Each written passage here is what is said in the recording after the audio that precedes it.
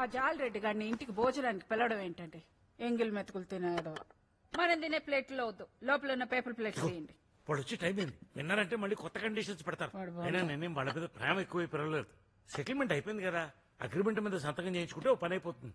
చూడు, బగినపల్లి మామిడి పండు కోసేటప్పుడు లోపల ఉన్న పురుగును పట్టించుకుంటే తెల్లాం. వచ్చారు.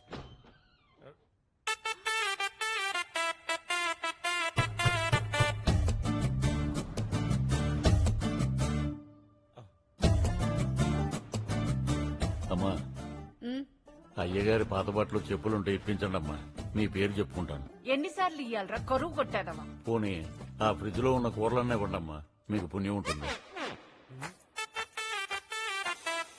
స్మెల్ అదిరిపోతుంది రా శ్యామ్, వెరైటీలు గట్టిగా చేయించినట్టున్నావు. ఏం కలుసోరే?